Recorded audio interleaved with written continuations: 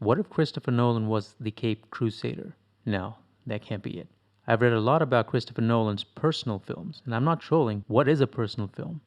Is it something a film director has direct experience with? Could Christopher Nolan have traveled in space, or in dreams, or in time, or maybe he practiced magic, or has a memory problem? Some of these films are labeled personal films. Personal how?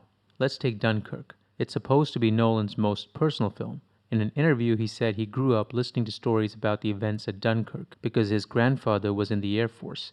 His grandfather did not participate in Dunkirk, though he died in the war and his grave is outside Lyon in France. Here's a quote from Nolan: "I try to only make films that I feel very connected with on some emotional level." This led me to thinking, if the director feels it's personal, is that enough to call a film a personal film? Don't most good directors take their films personally? I'm pretty sure there's a huge variety of complex emotions going through every director over the course of making a film. For some directors, the money they are earning on the project is personal enough. For others, the opportunity to work with stars is personal. It's not impossible, but most good directors can't help but personalize their films in some capacity. You have to remember a film consumes at least a year of a director's life, if not more. If it wasn't personal to begin with, you can bet it becomes personal by the end of it. We could leave it at that and define a personal film as a film the director feels is personal in some capacity. The problem with this definition is it ignores the audience. Why should the audience care? Spielberg didn't fight in Normandy, but he made Saving Private Ryan. Would it have mattered if he had fought in Normandy? Would it have mattered if Sylvester Stallone fought for the world heavyweight belt before he wrote Rocky? Or if Sidney Lumet actually robbed a bank before making Dog Day Afternoon? Having any connection could make it personal for the director, but would it make it a personal film for the audience? I don't think so. That's like me saying I had a boat accident while I was a kid and it will stay with me for the rest of my life, so I made Titanic. Doesn't compute. Any relation in your head remains in your head. Or I could make a film about a boat accident and recreate everything. But if the audience never feels what I felt, what's the point? A director can set out to make a romantic film, but there's no romance in it, or a horror film, but it can never scare anyone, or a personal film, which few find personal. I wanted to find a definition of a personal film that includes the audience, so it can be studied and discussed. Then the word becomes useful. I'm not saying my definition is perfect, but it can start a dialogue. I would love to hear your thoughts. Now, what makes a personal film? Four things. The events of the film should come from a director's or writer's first-hand experience.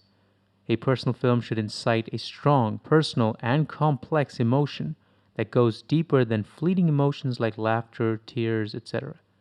The emotion should stay with the audience over many days, and it should make them introspect about their own lives, relationships, and decisions. People cried when Tony Stark died at the end of Avengers. Does that make the Avengers a personal film? People laugh at comedy films. An emotional response isn't enough to define a personal film. The emotions have to hit deeper and stay longer, which is point number 2. You don't keep crying for Tony Stark, or you don't keep laughing once you leave the theater having watched a comedy film.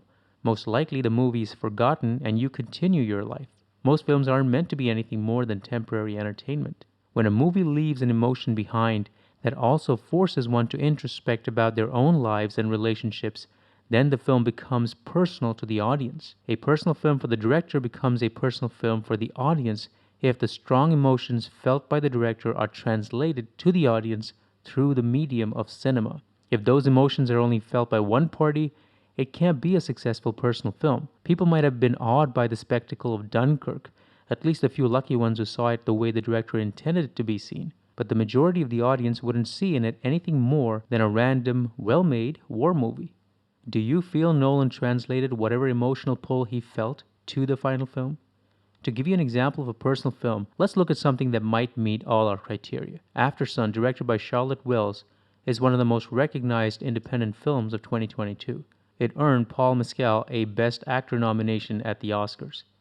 The film is about a grown-up Sophie's memory as an 11-year-old girl on holiday with her father at a Turkish resort on the eve of his 31st birthday. The subject matter of Aftersun is personal to the director Charlotte Wells. She had made a short film called Tuesday that also dealt with a similar theme of a daughter coping up with the recent loss of her father. What kind of reviews did Aftersun get? Here are a few quotes. You can see quite clearly these are not words that express the average film, even a greatly entertaining one. After Sun is a film experience in some ways similar to Dunkirk. I feel it works on a personal level for the audience because it deals with real life relationships.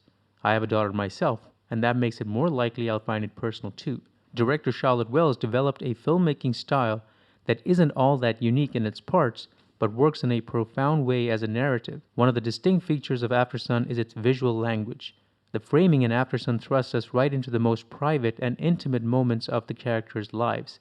The shot is a good example of how a composition can bring us right alongside a private moment between two characters. The mini DV footage in After Sun never comes across as a gimmick but evokes the impression of nostalgia, one of the prime themes of the film. To me personally, it had the look of my childhood memories. Then you have the lingering frames, mostly of Callum, when he has his back turned to us. Those moments give rise to thoughts and ideas of what Callum might be thinking. The settings of After Sun are mundane and generic. The characters are doing pretty much the same things that any average family would do in a holiday resort. In fact, at a certain point, they go on a bus tour and stop at a place that shows us nothing. It could be a generic hillside anywhere in the world.